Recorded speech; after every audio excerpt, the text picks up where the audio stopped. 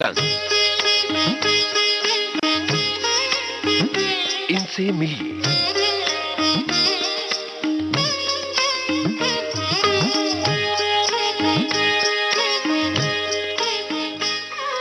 इनसे मिलिए। श्रोताओं, आज के इस प्रोग्राम में इस समय हमारे स्टूडियो में मौजूद हैं मशहूर फिल्म निर्माता, निर्देशक और लेखक ताजदार अमरोही। इनसे बातचीत कर रहे हैं यूनुस खान। अमरोही साहब, आपका बहुत स्वागत है हमारे स्टूडियो में।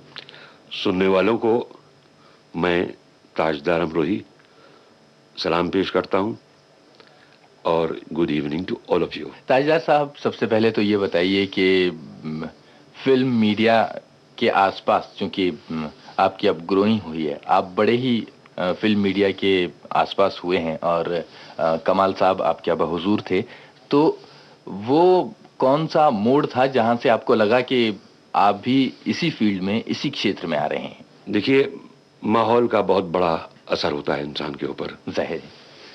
आपने ये देखा ही होगा कि डॉक्टर का बेटा ज्यादा करके डॉक्टर ही बनता है, वकील का बेटा ज्यादा करके वकील ही बनता है। फिल्म इंडस्ट्री में भी हालात कुछ ऐसे ही हैं, बिल्कुल उसी तरह से, क्योंकि माहौल का एक बहुत गहरा असर यानी औलाद पर होता ही होता है। नतीजे में मेरा इस लाइन में आना कोई यानी गैर मामूली बात नहीं थी। अच्छा, तो आप कमाल साहब के बेटे हैं और जिस वक्त आपने ये फैसला किया कि अब आप फिल्म लाइन में ही आ रहे हैं, कमाल साहब की क्या रिएक्शन थी? बहुत अच्छी थी। उन्हें कभी भी बचपन से मेरे कभी एतराज नहीं था। मैंने अपना नजरिया पेश किया कि मुझे इसी लाइन में आना है, तो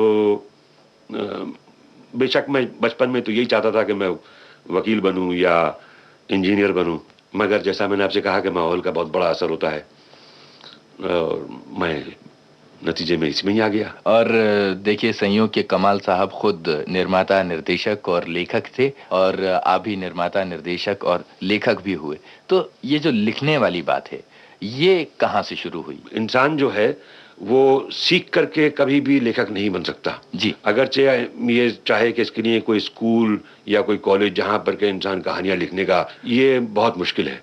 और आइडियाज बोलिए या यानी किसी भी कहानी का जो एक जुज्व है वो अपने आप पैदा होता है और उस छोटी सी बात को किस तरह से एक्सपैंड करके, बड़ा करके और उसको एक एंटरटेनिंग शक्ल दे करके किस तरह पेश किया जाता है, वो एक खुद जो जिसमें ये कुदरती बात होती है वो उसको पैदा कर लेता है। ताजदार साहब, ये बताइए कि आपने अफसानों से शुरुआत की या फिर पोइट्री से?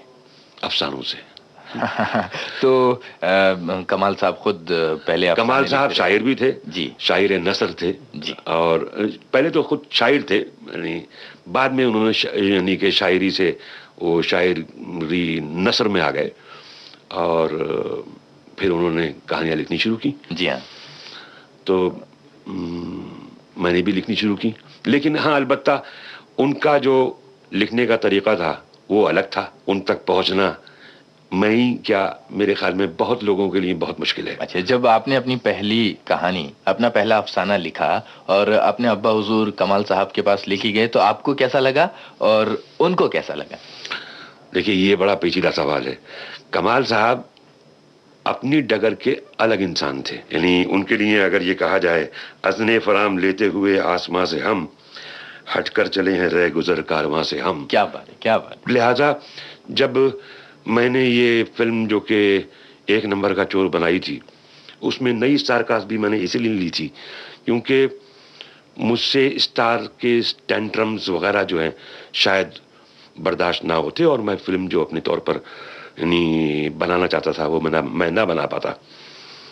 तो एक सादा सी, एक खूबसूरत सी जज्बाती कहानी थी जो मैंने बनाई और जब मैं ये बना करके लिख करके अपने वालिद साहब को सुनाई, उनको बहुत पसंद आई। ना सिर्फ उनको उस वक्त पसंद आई जब मैंने लिखी थी, बल्कि इवन जब मैंने बना करके उनको थिएटर में दिखाई, तो वहां पर भी उन्होंने देखी तो उनकी आंखों में आंसू आ गए। तो ताजदार साहब, आपने अपनी कहानी लिखी, अपने अब्बा हुजूर को दिखाई, लेकिन इसके पीछे की जो बातें हैं जो बहुत सारे लोगों को मालूम नहीं है कि आपने कमाल साहब के साथ इससे पहले कुछ काम किया होगा, उनको हेल्प दी होगी फिल्म लाइन में और उनके साथ सीखा होगा। नहीं, मुझे अफसोस इस बात का है कि मेरा बचपना जो है वो मेरे वालिदैन से बहुत दूर दूर गुजरा। जब मैं बच्चा था तो मेरी पढ़ाई लिखाई जो है वो देहरादून में हुई जी। और जब मैं नौजवानी की उम्र में पहुंचा तो मेरे कॉलेज जो है वो पूना में हुआ। तो लिहाजा जो कुर्बत और जो नज़दीकी उनके साथ में मुझे मिलनी चाहिए थी, वो अफसोस है मुझे कि मैंने वो वक्त उनके साथ में नहीं गुजारा। मगर मेरी उनसे ख़तो किताबत जारी रहती थी। फिल्म पाकीज़ा को बनने में खासा वक्त लगा था, अगर आपको याद हो। जी हाँ जी। तो कॉलेज में मैंने ख़त्म करने के बाद भी जो मुझे एक साल भर का, क्योंकि ये सन 72 में रिलीज हुई थी, तो मुझे 1970 से 72 तक पोस्ट प्रोडक्शन वर्क के अंदर मुझे उनके साथ में काम करने का मौका मिला था, यानी अनऑफिशियली। जी। मेरा नाम स्क्रीन पर नहीं है, लेकिन मैं साथ में जरूर रहता था और मैं उनको पढ़ता रहता था। तो मैं ये जरूर कहूंगा कि उनका मुझ पर बेइंतहा गहरा असर है। मैं यहां तक भी कहूंगा कि अगर मैं कि वो मेरे आइडियल थे और मैंने उन्हीं से सीखा बहुत कुछ। ताजदार साहब, कमाल साहब के आप लड़के हैं और आपने इतने नज़दीक से उनको देखा है, तो उनकी इतनी सारी फिल्में, उनकी सारी कहानियाँ, उनके सारे गाने सुनने के बाद किसी फिल्म की कोई सिचुएशन, किसी गाने का कोई फिल्मांकन या किसी कहानी का कोई मोड़, इन सारी चीज़ों में से आपकी सबसे पसंदीदा चीज़ अपने अब्बा हुजूर की कौन सी है, जिसने बिल्कुल आपको मुतासिर कर दिया हो? बहुत मुश्किल है इस सवाल का जवाब देना, जाहिर है। क्योंकि अगर आप किसी पर्टिकुलर फिल्म के ताल्लुक से अगर सवाल करें जी तो ज्यादा मुनासिब होगा। अच्छा, तो हम इस तरह से पूछें कि सबसे पहले तो कमाल साहब की सारी फिल्मों में से आपकी सबसे पसंदीदा फिल्म कौन सी है? तारीखी फिल्मों में देखिए, उन्होंने पुकार भी लिखी, उन्होंने बैरम खां लिखी, उन्होंने मुग़ल आज़म लिखी जी, रज़िया सुल्तान लिखी। पुकार और मुग़ल आज़म जाहिर है संग मील है वो। अच्छा, और एक निर्देशक होने के नाते, चूंकि आपने भी निर्देशन में कदम रखा और आपके अब्बा हुजूर भी इतने बड़े और इतने नामी डायरेक्टर थे। महल जी, अशोक कुमार मधुबाला जिसमें थे, अशोक साहब दादा मुनि और मधुबाला, वो उनकी पहली फिल्म थी जिससे उन्होंने शुरुआत की।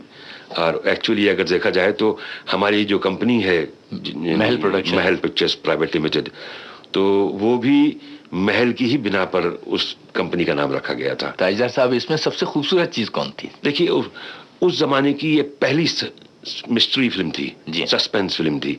उसी के बाद में मधुबती, कोहरा, 20 साल बाद, गुमनाम, यानी एक तरह देखा जाए कि शुरुआत अगर कमाल साहब की आप जिंदगी के वर्क के पन्ने अगर आप उलट दें तो आप खुद इस बात की तायद करेंगे, मेरी इस बात को आप मानेंगे कि उन्होंने अपनी हर फिल्म के साथ में एक नई शुरुआत की।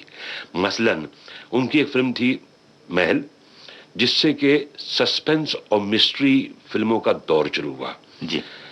वो गाना मशहूर गाना आएगा आने वाला, पहली हिंदुस्तान की आर्ट फिल्म थी, वो थी दायरा जी, जिसमें नासिर खान साहब और मरहूम मीना जी वो थी, कुमार साहब थे।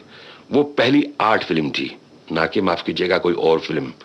उससे आर्ट फिल्मों का दौर शुरू हुआ। मुझे अब तक याद है, मैं बच्चा सा था लेकिन उसकी पेपर की कटिंग आज तक हमारे पास में महफूज है। A poem on celluloid, that was for Daera, यानी सेलुलाइड पर एक कविता। जी हाँ, कमाल साहब ही हैं पहले इंसान जिन्होंने के पुकार से तारीखी फिल्मों का दौर शुरू किया। अगर आप फिर से गौर फरमाएं तो आप देखिए, पुकार से पहले कोई तारीखी फिल्म नहीं बनी, और जिस किस्म की तारीखी दौर की तस्वीर कमाल साहब ने अपने लिखने में पेश की है, वही और जितने भी फिल्म मेकर्स इस इंडस्ट्री में आए और आते रहे और आते रहेंगे इंशाल्लाह, वो सब के सब उसी डगर पे चल रहे हैं जिस डगर पे कमाल साहब ने तारीखी फिल्मों की शुरुआत की। यानी बाद, अब्बा, मुलायजा, होशियार, अगर आप देखें किसी किताब में ये बात नहीं लिखी हुई है जी। आप कोई भी तारीखी किताब आप उठा के देखिए, उसमें राजे महाराजे बादशाह किस तरह से बात किया करते थे, वो आपको कहीं भी वो इबारत आपको मिलेगी नहीं। पाकीज़ा वो एक फुल स्टॉप थी on a subject which is a very vast subject, nautch girl जी, तवाइफ के ऊपर। और उसके बाद में मेरे ख्याल में बहुत कम लोगों ने अटेम्प्ट किया एक तवाइफ के मौजू पर फिल्म बनाना। यानी यहां तक कि जब तवाइफ के माहौल को भी किसी फिल्म वाले ने अपनी फिल्म में यूं ही पेश किया, तो कहीं बैकग्राउंड में इन्हीं लोगों ने ले ली ना दुपट्टा मेरा, या चलते चलते, या ठाड़े रही हो, इस किस्म के गाने आप देखिए बैकड्रॉप में सुनाई देते हैं, तो कोई तो बात होगी। मेरा ये पूछने को जी कर रहा है कि कमाल साहब की फिल्में देखने के बाद, और इतना सारा उन्होंने जो कुछ भी काम किया, जो कहानियां लिखी, जो फिल्में बनाई, जो गाने लिखे, तो उसमें आपका अपना सबसे पसंदीदा गाना या पसंदीदा चीज या पसंदीदा फिल्मांकन कौन सा है? बड़े सादे अल्फाजों में उन्होंने एक हुस्न और इश्क की मिली जुली तस्वीर पैदा की है, वो मैं सुना सकता हूँ। इरशाद इरशाद। एक फिल्म लिखी थी, मैं उन्होंने एक गाना लिखा था, शंकर हुसैन उस फिल्म का नाम था। जी, खयाम साहब का जी हाँ, जी हाँ। संगीत था। कहीं एक मासूम नाजुक सी लड़की, बहुत खूबसूरत मगर सांवली सी, मुझे अपने ख्वाबों की बाहों में पाकर कभी नींद में मुस्कुराती तो होगी, उसी नींद में कसमसा कसमसा कर सराहने से तकिए गिराती तो होगी। वही ख्वाब दिन की मुंडेरों पे आके उसे मन ही मन में लुभाते तो होंगे, कई सा सीने की खामोशियों में मेरी याद से झंझनाते तो होंगे।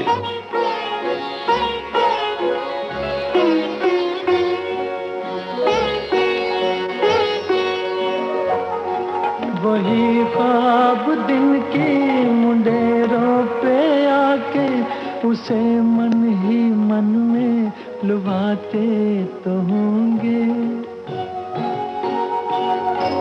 कई साज सीने की खामोशियों में मेरी याद से झनझनाते तो होंगे।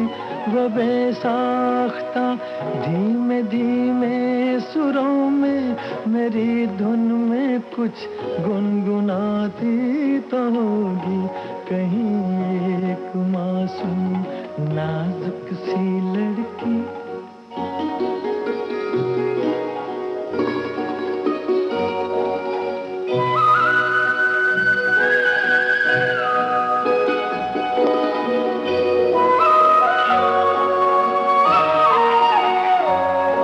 चलो खत लिखे जी में आता तो होगा, मगर उंगलियां कप कपाती तो होंगी। कलम हाथ से छूट जाता तो होगा, उमंगे कलम फिर उठाती तो होंगी। मेरा नाम अपनी किताबों पे लिख कर वो दांतों में उंगली दबाती तो होगी, कहीं एक मासूम नाजुक सी लड़की।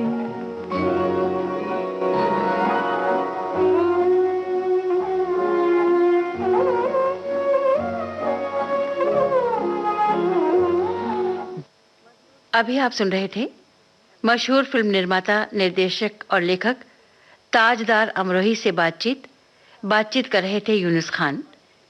इस कार्यक्रम का दूसरा और अंतिम भाग हम आपको सुनाएंगे अगले हफ्ते इसी समय। इनसे मिलिए,